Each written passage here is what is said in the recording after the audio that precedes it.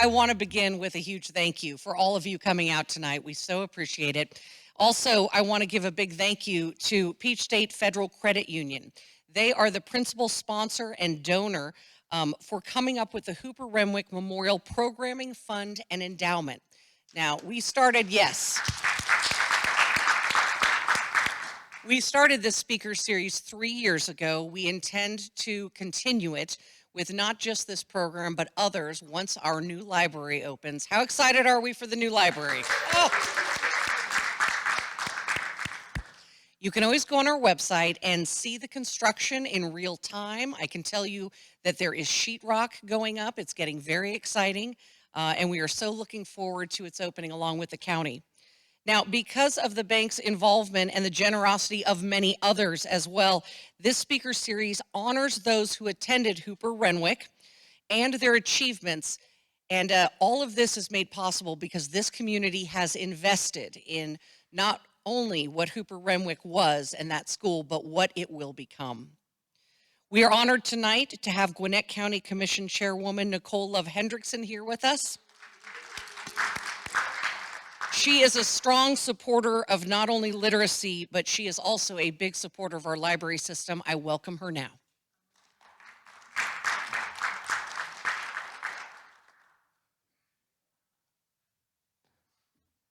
Thank you so much, Duffy, for that warm introduction. Well, welcome, everyone. It's so good to see everybody. I want to first start off by saying Happy Black History Month.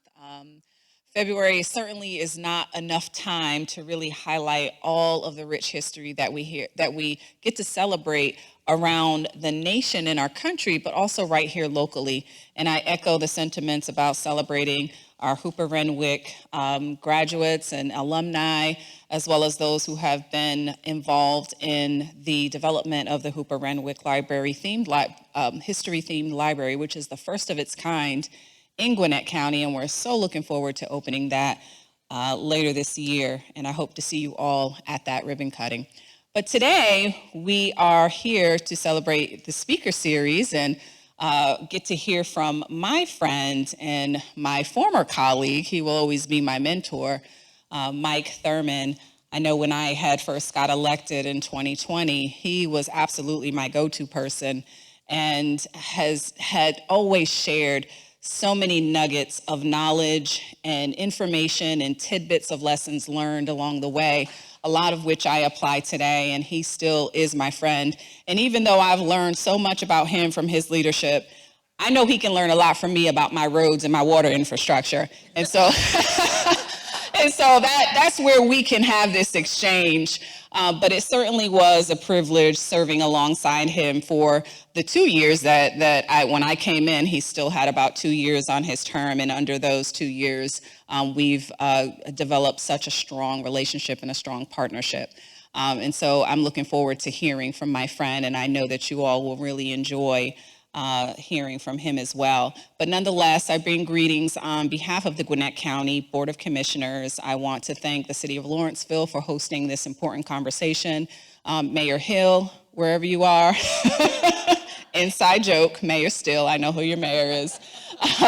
But Mayor Still, thank you for hosting us at this facility. Thank you for being such a strategic partner. I am absolutely proud to have the City of Lawrenceville as the capital of Gwinnett, and he knows I tout that everywhere I go.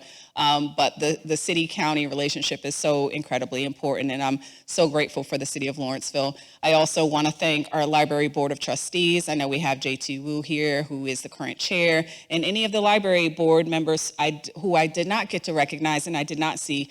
Thank you all for being here. Former library trustee, Miss Wendy Taylor, who has rolled off of the board in many roles, and she looks very happy and rested and at peace right now, so that's always nice. And then also to the library staff, Charles Pace, the library foundation members, and all of the staff who really help to put programs like this together to celebrate literacy, celebrate community, bring people together in the spirit of unity. Thank you for everything you do. Gwinnett County is proud to be your partner. And with that, I will turn it back over to Buffy to share and open up the program. Duffy, we have a Buffy. I meant to say Duffy. They do. They have a Buffy. It's okay. And actually, I'm not Duffy. And good evening, everyone. I'm Kari Evans. I'm the Director of Branch Services for the Gwinnett County Public Library. And we'd like to give you a little bit of background about the original Hooper-Renwick School and what it meant to this community and how its name and its history will live on with the construction of our newest library branch here in Lawrenceville. And so please direct your attention to the screen.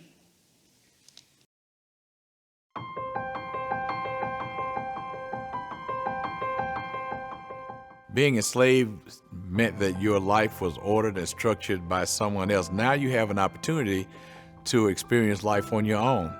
In the years after the Civil War, a number of freed slaves decided to stay in Gwinnett County to work the land, start small businesses, and raise their families. But there were few, if any, options for educating their kids. Churches were the schools, classrooms. Church was a big part of the education of African American children. In 1951, the Hooper-Renwick School was established and served black students in grades 1st through 12th. It was important to my mom and my dad, that we do two things in life: go to church and go to school.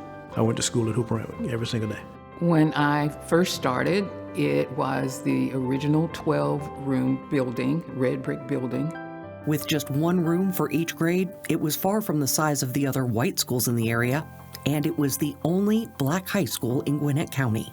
They gave us 2 school buses, and those 2 school buses went all over Gwinnett County picking up black kids, bringing them to this building.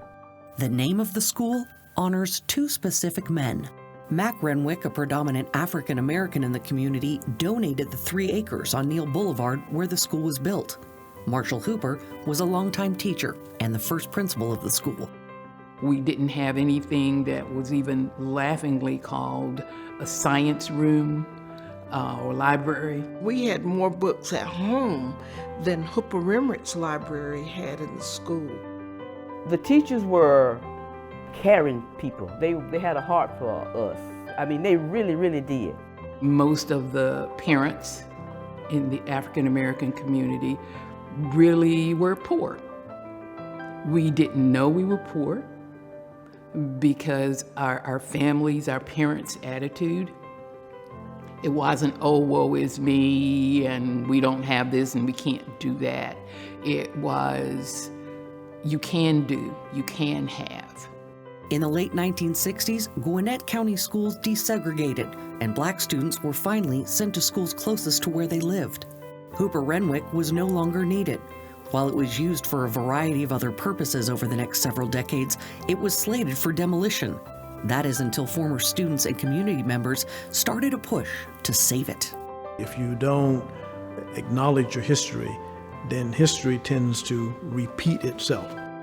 Working with the city of Lawrenceville and the county, there are now big plans to turn this into a one-of-a-kind part museum, part library. The phrase is in my mind, ushering in a new era of diversity, inclusion, and equity.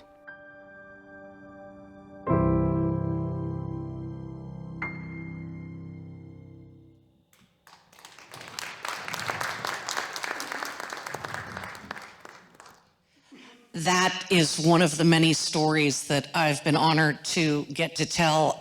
You saw several people up there. One of them is in the crowd, Joyce.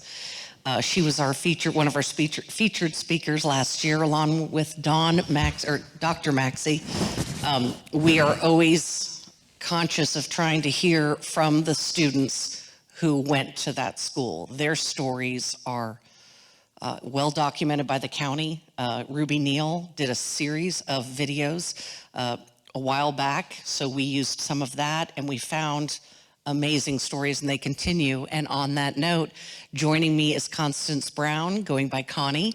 And Connie, welcome, and thank you for joining us. You were a student at Hooper-Renwick. Tell me when and what that was like. Well, I was a student at Hooper-Renwick, marked by the bookends of my matriculation at Hooper-Renwick. 1963, the year that President John F. Kennedy was assassinated. And I stayed there until 1968, the year that Dr. Martin Luther King Jr. was assassinated. So I'm right there in between. Yeah, first grade First through fifth. to fifth grade.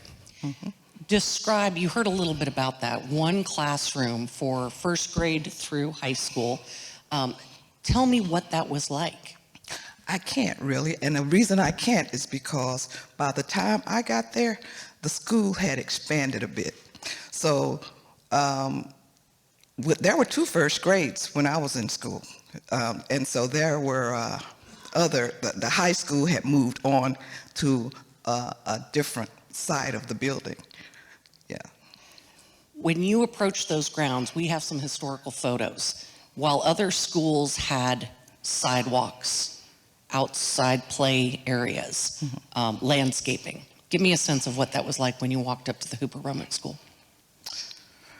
When I was in first grade, we walked. I lived in Sally Craig apartment, which was right next to the school. We walked down the hill. There was no sidewalk. And we just came onto the campus of the school.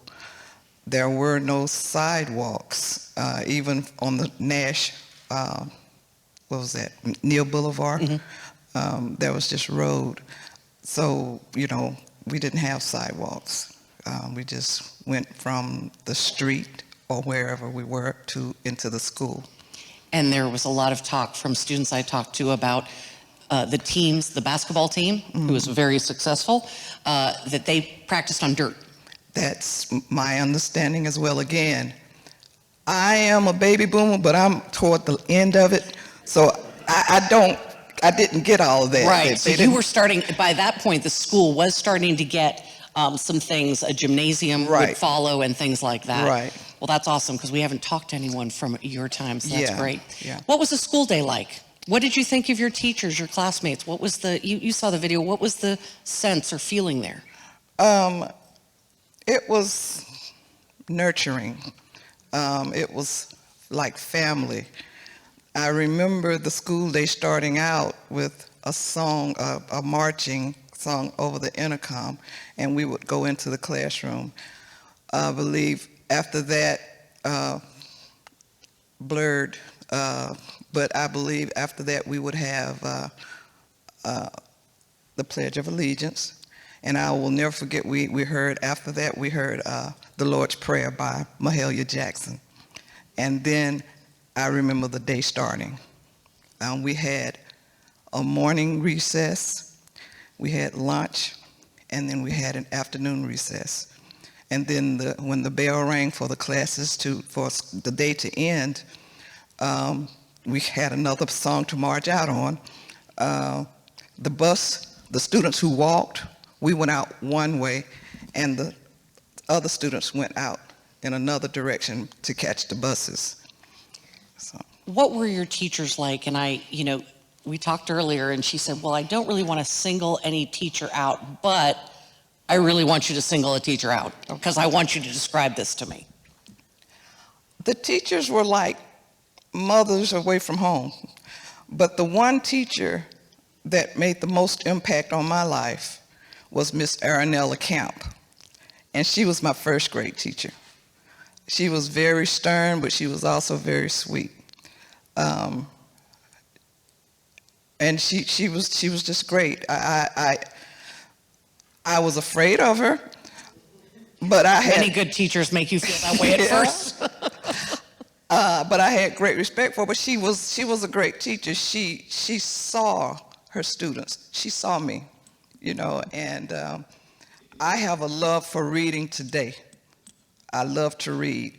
All through school, and I was thinking, I don't remember as much about my math classes, but I remember a lot about we called it English then, my English classes and my social studies classes. Had to do a lot of reading in those classes. Ms. Kemp taught me how to read.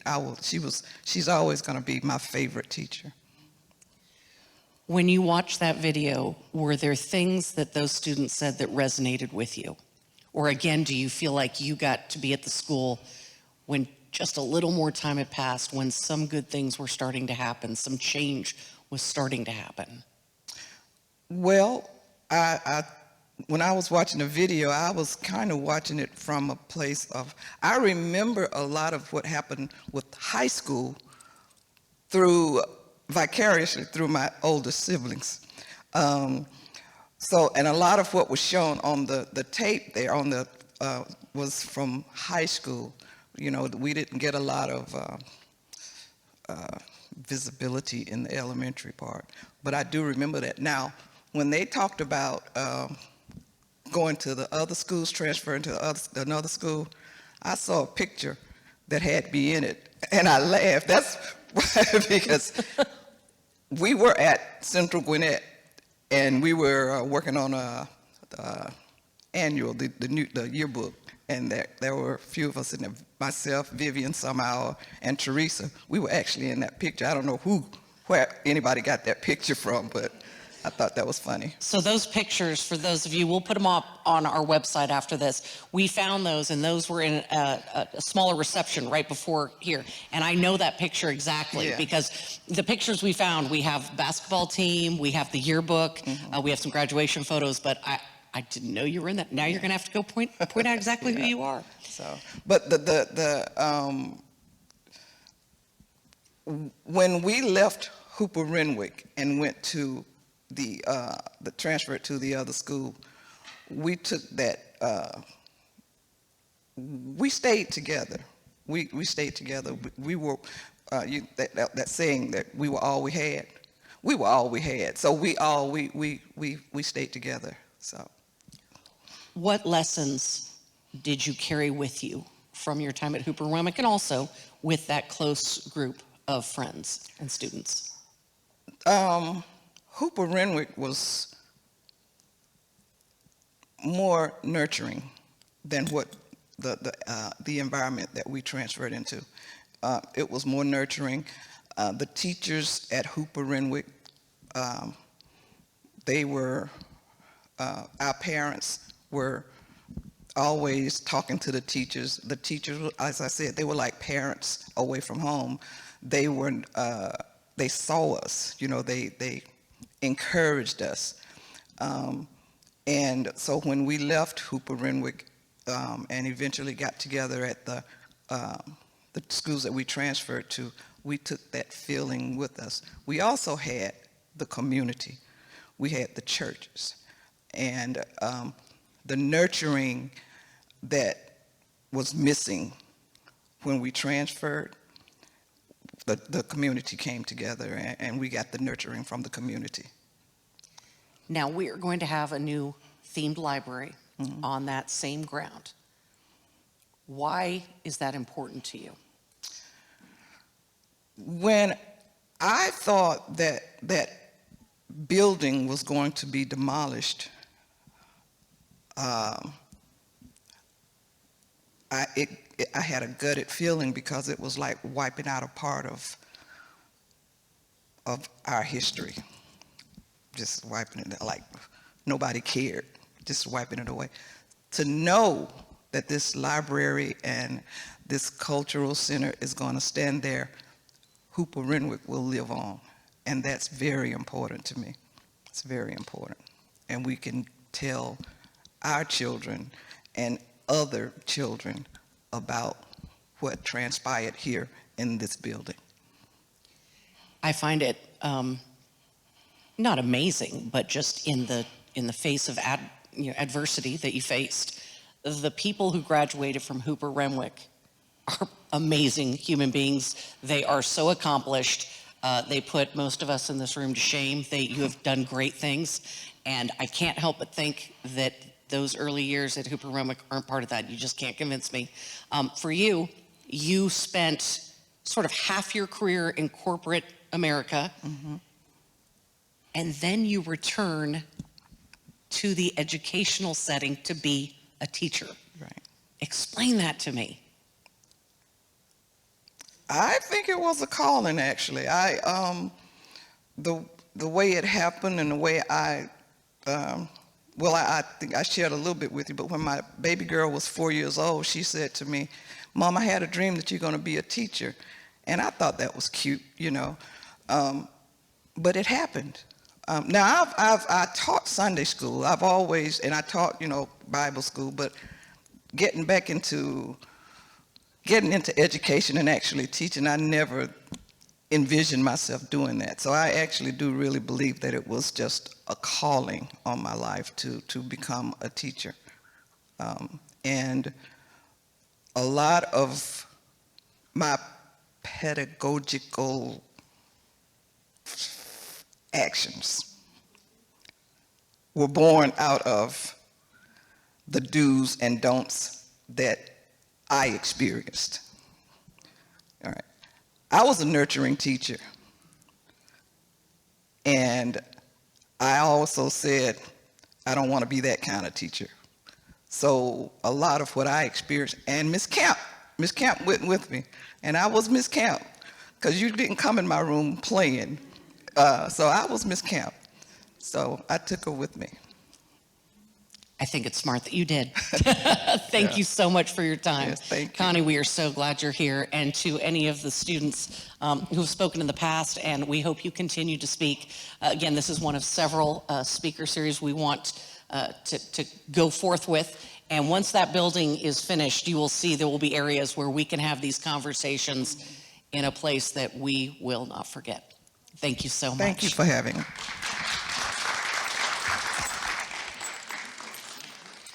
We only have 3 microphones, so I'm going to do an awkward walk across the stage. Oh, I'll take that one too. Now I have 2 microphones. I'm going to walk awkwardly across the stage. Another round of applause, please, for Connie.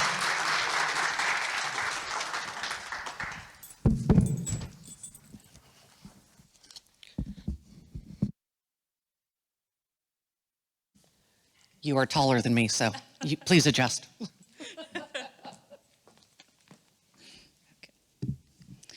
And now I am so pleased to introduce our keynote speaker, best-selling author, Michael Thurmond.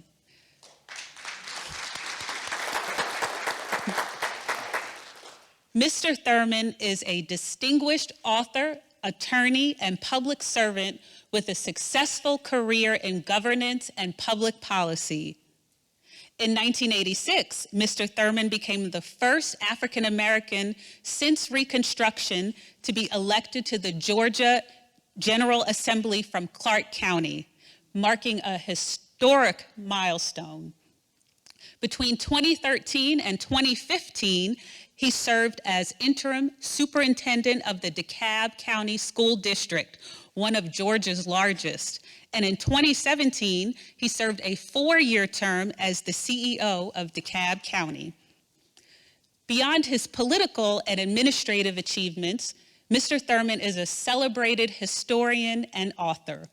His book, Freedom, Georgia's Anti-Slavery Heritage, received the prestigious Lila Hawes Award from the Georgia Historical Society and was recognized as one of the 25 books all Georgians should read. So I hope that's on your list. Currently serving on the Board of Curators for the Georgia Historical Society, Mr. Thurmond continues to shape the future through his dedication to public service, historical scholarship, and community engagement. And we are so pleased to welcome Michael Thurmond to speak about his latest book, James Oglethorpe, Father of Georgia.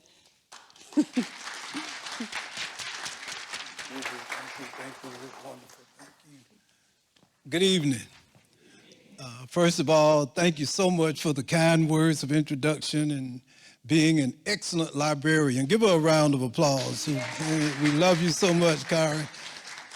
Duffy, good to see you again, and in peaceful terms. She's covered me on many occasions, and sometimes we're peaceful and others were not. Give her a round. I love Duffy. Give her a round. It was during the Great Recession. She was a reporter. Everyone knows she's a legend. And most of all, we're celebrating African American History Month, but here in Gwinnett County, Georgia, you have been blessed with the leadership and the vision of a young lady who is living, breathing history. Your distinguished chair lady, Nicole Love Hendrickson. Give her a round of applause. She is such a phenomenal leader, and you all know this, but across this state and across this nation, she is recognized as one of the most talented young leaders in the nation today. And I'm so proud of you and all of the great work that you're doing. To Mayor Steele and Council Lady, I see the Council Lady here from Lawrenceville, for all elected officials who are here, appointed officials, most importantly, the Gwinnett Library System. Let's give your libraries and librarians a round of applause. We just love and appreciate you so much. It's not in my introduction, but I'll add it. I guess last year I was named the Library Champion of the Year. Isn't that cool? For the state of Georgia. So I love libraries because growing up in Athens, Georgia, in rural Athens, Georgia, the Clark County Library System, the Samuel F. Harris branch, throughout most of my life, we had a segregated system, was my refuge as a young child. And a library is a place where no matter what your socioeconomic status is, you can access those titles and those resources. And I like to tell young people, and they can take you anywhere you want to go in life. Even as I grew older, for those who are familiar with Malcolm Gladwell and his book, Outliers, one of the outliers in my life, believe it or not, was the library, the main library on the UGA campus. It's an amazing resource. And just earlier this week, we did a book presentation there at the Richard B. Russell Library, and I thank them for having given me access to that unlimited resource. And it really was the source of my early interest in history. I want to thank Gwinnett County, the leadership, the taxpayers, for this amazing, amazing idea to restore this amazing legacy of Hooper-Renwick School. Think about what you have done and what you are doing. I'm so proud of the graduates, so proud of those who kept the faith, who never lost hope, who kept the dream alive so that it could be manifested in what will soon will be a unparalleled, nothing else like it exists, a library and a museum combined in one. Let's give Gwinnett County a round of applause. That is just phenomenal. Thank you. And as I was looking at Hooper-Renwick, I was thinking about my own career. I attended all segregated schools until my senior year, 1970, just like everyone else. I was attending Bernie Harris High School. I don't know why. In the black community, we always had two names. What's up with that? But anyway, I went to Bernie Harris, and we combined and created Clark Central High School. So thank you for holding that legacy up high. And finally this, thank y'all for inviting me out to talk about my book. It is so cool. It's great to be out of politics a minute, you know, it just is. And people say, well, what is it about history, you know? And my wife is here, Zola. Y'all give Zola a hand, she's here, Zola's here. And what I most enjoy about researching and writing history, number one, Nicole, I love the solitude of it. And but I also like to believe that the people I write about, James Oglethorpe and Diallo and Equiano, I sometime in my mind's eye, when I'm researching and writing history, they become my constituents. James Oglethorpe became my constituent during the research and writing of this book. And they said, why James, how could he be your constituent? He was one of my favorite constituents because he never got upset by the decisions I made. He never wrote me hot emails and he never threatened to vote for my opponent. But James Oglethorpe, and interesting enough, you all are talking about education, and I'm going to weave in the significant role that James Oglethorpe played in the education of enslaved children here in Georgia. It's something that's not known. One of the things that I learned during the research and writing of this book. With all great books, you know, you have to start at the beginning. And so I'll start at the beginning. It was a dark and stormy night. No, not really. This book began in earnest on October 7, 1996. And on that day, I was a member of a 57-person delegation that had traveled across the pond to England to celebrate the 300th anniversary of the birth of General James Oglethorpe, as we know him as the father of Georgia.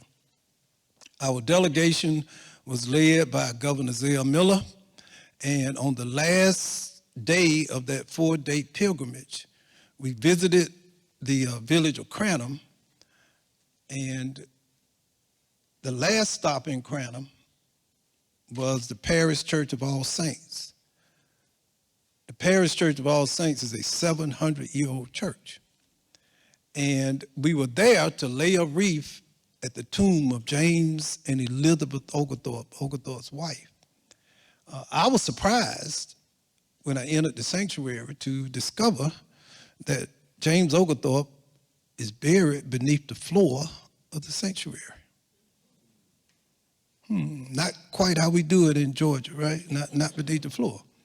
And so we laid the wreath, and our British hosts ushered us away, or the delegation, and I started to leave, but I came back because near his tomb is a white marble plaque, and it lists all of his accomplishments, his platitudes: graduate of Oxford, author of a best-selling book, The Sailor's Advocate, member of Parliament, military general, so forth and so on. But on that long list of platitudes, there was one 8-word sentence. Etched in marble, the center stated, he was the friend of the oppressed Negro.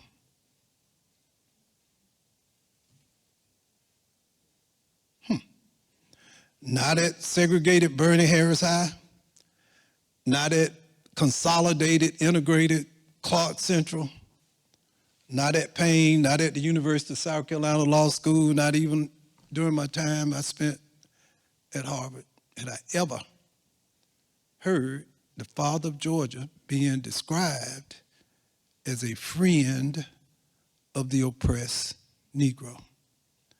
Matter of fact, I could not think of any white man in a wig from the early 18th century having ever been described as a friend of the oppressed Negro. I was stunned. Matter of fact, I dismissed it as if not a lie, then probably just the words of a bereaved widow. You ever been to a funeral and the person is being eulogized and you're like, is this the person I knew growing up? You look at the program, so am I at the right funeral? He was the most, I dismissed it. No way that if I'm looking for a friend of the oppressed Negro in the 1700s, the last place I would look is where? In the state of Georgia. So, but Nicole knows me. It was interesting. I'm a curious type. So that began what turned into a 27-year journey to determine the veracity or lack thereof of this assertion. And to be honest with you, I did not set out to write a book about James Oglethorpe's journey from slave trader to abolitionist. I didn't, because I didn't believe it. So I'll stop. And one of the things that's so important about, hopefully you'll read it, but just now, particularly in the 21st century, as we move into the second and third, close to third decade, in order to truly appreciate this book or any book, and we underestimate the value of unlearning. See, first, often we have to unlearn preconceived notions, ideas, biases, because human beings possess something we call confirmation bias. confirmation bias is that if you have an idea, a belief, a principle, a bias, or prejudice, that even if there is contradicting or even better information, humans will often do what? Filter it out. Can't hear it, can't process it. So it's important in understanding, hopefully your understanding of this book is that we will first and allow yourself to engage into some unlearning so that then we will open yourself and ourselves up to what? Learning. I had to go through that process. I had to unlearn everything I thought I knew about James Oglethorpe in order to learn about his journey. Because at first I rejected it. And it was a huge struggle to allow myself to engage in this intellectual pursuit. Very important now in the 21st century. Because in politics, it's in vogue now that, number one, you can be wrong. And if you're presented with evidence that might show or demonstrate that you are wrong, rather than acknowledging your wrongness, what do? You double down on being wrong. I had a former president to tell me once, he said, Mike, let me tell you something about politics in some shape or form, that oftentimes it's better to be strong and wrong as opposed to weak and right. The key is just to appear to be what? Strong. James Oglethorpe was one of those unique human beings that allowed and opened himself up to acknowledge his weaknesses and to learn and grow and evolve. The subtitle of the book is really about his journey. It's a journey. The man did not start out as an abolitionist. As a matter of fact, when you meet James Oglethorpe, he's three things. One, he's a politician. He's a member of parliament. Number two, he's chair of a group of Christian evangelists known as the Bray Associates. And three, he's deputy governor of the Royal African Company. The Royal African Company was the principal slave trading firm on the planet. The Royal African Company enslaved and transported more enslaved Africans to the West Indies and to North America than any other company. He was the number 2 guy. That's when you meet him. Politician, Christian evangelist, and number 2 guy in a slave trading firm. It's important in looking at, and you know how we teach American history, and one of the things that people have seemingly rejected. I was looking at a great biography last night on the History Channel. I finished watching it about 3:30. So like, what in the world are you watching at 3:30 in the morning? It was a documentary on Thomas Jefferson. And because yesterday was what? President's Day. But it was totally different than the way I learned it in school. Right? He's great. He wrote the greatest words in American history. That's the way he was described. We the people. He wrote the Declaration of Independence. Benjamin Franklin, all of them. But he also had children by an enslaved woman named Sally Hemings. James Oglethorpe was not a perfect guy. He was a human being. But I think that's what attracts me so much to this man. He was human. He wasn't perfect. He was self-absorbed. He was self-righteous. He was brave. He was a lot of things. And I believe he was one of, if not the most consequential leaders in British colonial America, more than William Penn in Pennsylvania, more than Smith, more than Sir Walter Raleigh. But he has not gotten credit for his greatness. Now, when we meet Oglethorpe, and I'll stop, y'all got questions, he's a politician, he's leading a group of evangelists, and he's the number 2 guy in a slave trading firm. Well, what happens, the young man on the left in the turban, that's Yuba Suleiman Diallo, who was taken prisoner by Mandinka warriors in February 1730, sold to British slave traders, transported through the Middle Passage across the Atlantic, and enslaved on a tobacco plantation in the colony of Maryland. He tries to escape, he's captured, he's brought back to the plantation, and he convinces his enslaver to allow him to write a letter. I'm coming to Hooper-Renwick. To allow him to write a letter. Now, this is 1730, though. This is not 1960, this is 1730. I know what you think. What you think? How do you know how to write? How do you know how to write? Well, studying ancient African history, you will know that some of the oldest libraries and universities on the planet are actually established on the west coast of Africa in a place called Timbuktu. He had advanced education.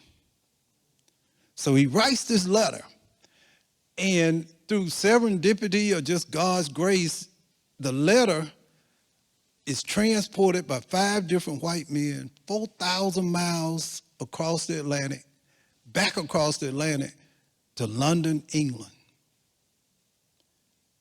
And because Oglethorpe works in this slave trading firm, and the letter is addressed to Diallo's father, so they give the letter to Oglethorpe.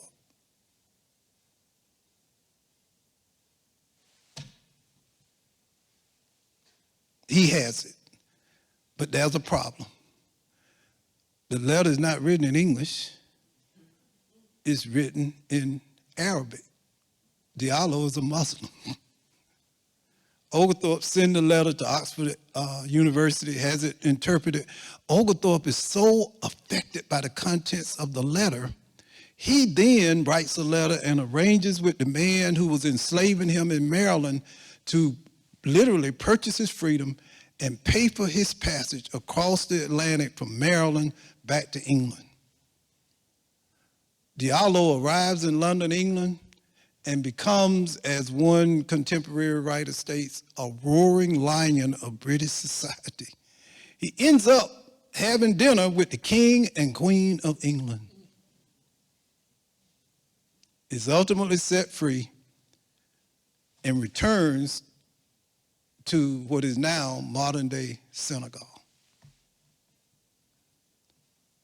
Oglethorpe, after reading the letter, resigns from the slave trading firm, sells his stock, gets on a boat called the Ann, comes here to the Savannah River, climbs up Yamacraw Bluff, establishes the British Jack, and establishes the colony of Georgia. And ensures that Georgia becomes the only British American colony of the 13. Georgia becomes the only one to prohibit slavery prior to the American Revolutionary War. Not those liberal outposts in New York and Massachusetts, but Georgia was the only British American colony to prohibit slavery.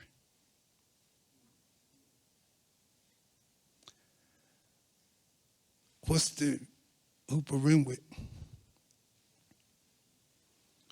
Part of the evangelical religious mission of the Bray Associates was to Christianize enslaved black children all over North America. Although slavery was prohibited in Georgia, it was legal in South Carolina, it was legal in the Bahamas and so forth.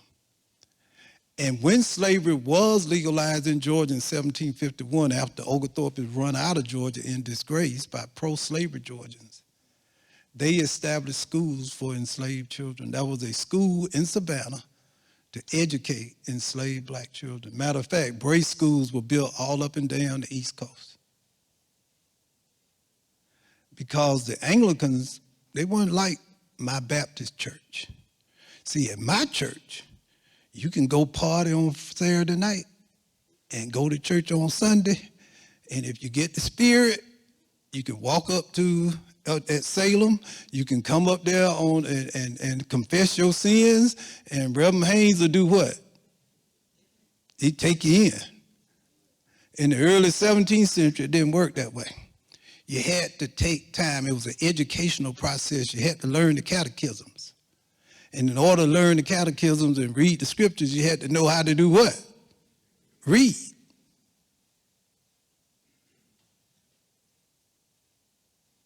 Religion and education, someone said it in the video, and it was such a profound statement. I think a pastor said it. Religion and education is much more entwined than we might ever believe.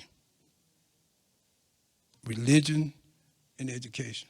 But y'all hopefully will read the book and celebrate this man, James Oglethorpe. We just celebrated Georgia Day on February 12th. We just celebrated the 297th anniversary, 92nd anniversary of the founding of Georgia. I believe that James Oglethorpe is the most important leader of the early 18th century. Now, and I'll stop. The way the history has been told is that James Oglethorpe prohibited slavery in Georgia. It was a foolish, idealistic idea because slavery was all over the North American colonies. And in 1751, James Oglethorpe was run out of Georgia back to England to face a court-martial and the potential for financial ruin. He was acquitted, of course, but never came back to Georgia. The narrative is that it was Oglethorpe's fault. It made no sense. How could you ever believe that you could have a slave-free colony here in North America? You had to have slaves. James Oglethorpe died believing that his idea of a Zion in the wilderness had failed. But I submit to you this, as I stand here in Lawrenceville in Gwinnett County in the state of Georgia today, Georgia is slave-free. Oglethorpe's vision became your, and more importantly, my reality. He did not fail. Let us celebrate him for his vision and his courage, and for laying the foundation for the greatness as to who Georgia is and what he had believed it could become. Thank y'all.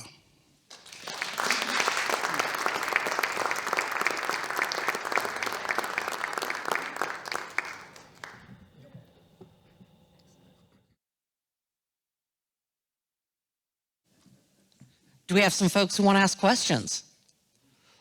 Yes, we do, so hold on just a moment. Nicole's going to ask you about the sewer system in Gwinnett. I hope you know the answers. Nicole, no sewer question. Yes, sir. Who was the gentleman on the right? You a friend of my wife. She said, you never talk about the man on the right. She always, that's Aladu Equiano. And he was a personal friend of James Oglethorpe. Equiano, a young white attorney named Granville Sharp, these two people came together. They were mentees of Oglethorpe, and they were the two that founded the first formal abolition society on the planet. Equiano was advised by James Oglethorpe to go see this young lawyer named Granville Sharp, young white lawyer.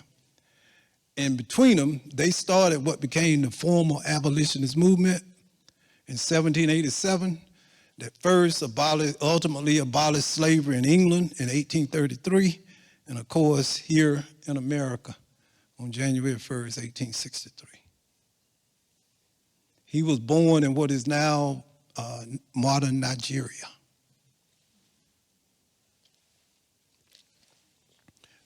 See, black folk and white, let me just say this. All white people did not support slavery.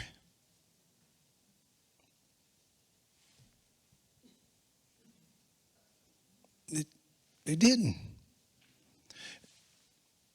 Here in Georgia, James Oglethorpe's most vocal supporter of anti-slavery activism in the colony was a young evangelist named John Wesley. Where are my Methodists? Where are my good Methodist folk? Oh, this is a Baptist crowd. I see. AME, you're Methodist. There you go. That's a branch. That's a branch. John Wesley, who founded Methodism, was anti-slavery. Oglethorpe invited him to come to the colony to evangelize primarily, British colonists, but more importantly, enslaved blacks and Native Indians. Thank y'all so much for coming. This is such a joy to the Hooper-Renwick. The Hornets are in the house. How about that? Y'all didn't know I knew that, did you?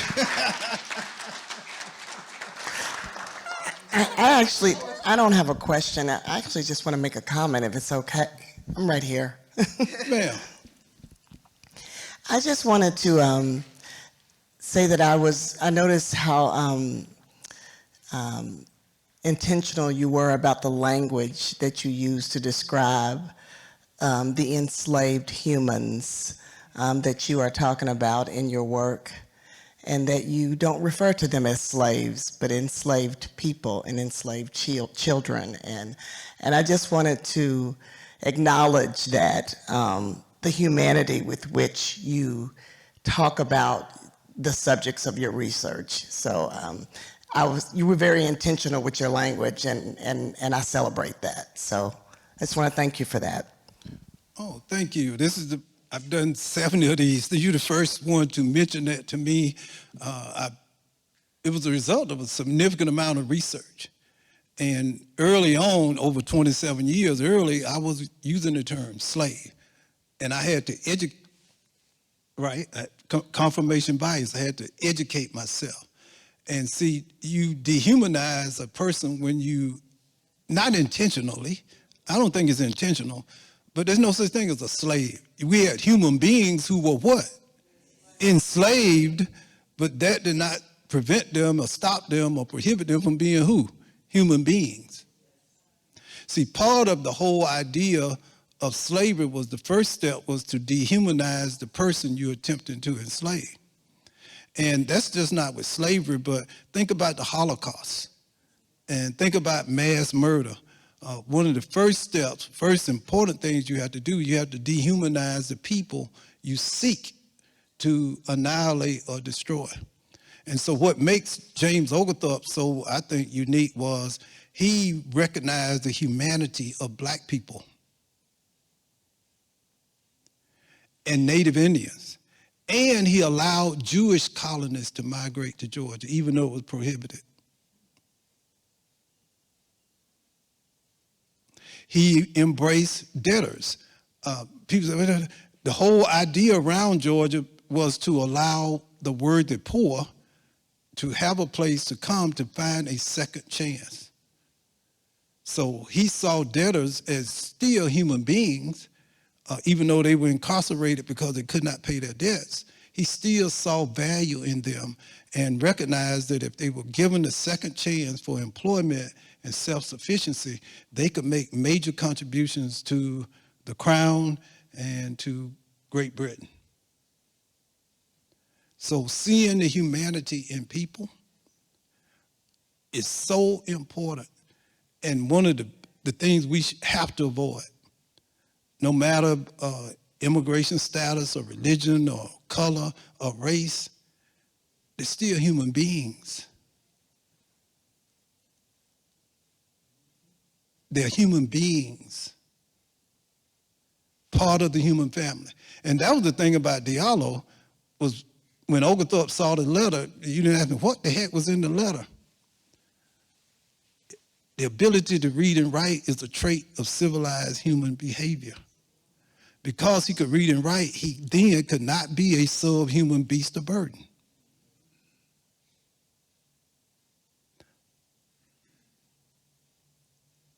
So that's what Oglethorpe saw, and that's why he was a humanist, one of the first ones of universal human rights, I believe. All right, thank y'all.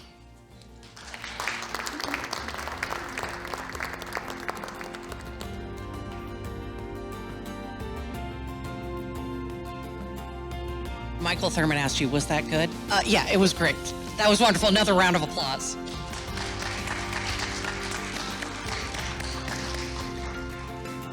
Thank you, Mr. Thurmond, and thank you, our audience, for coming out tonight.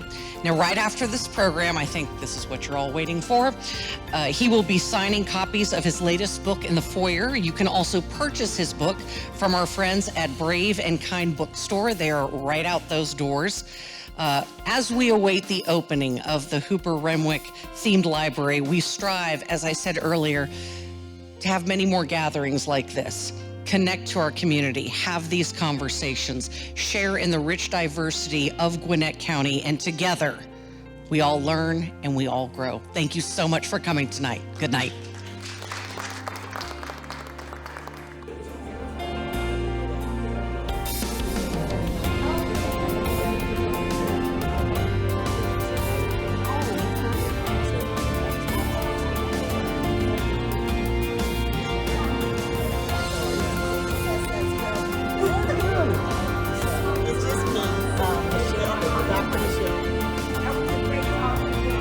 Well, I hope it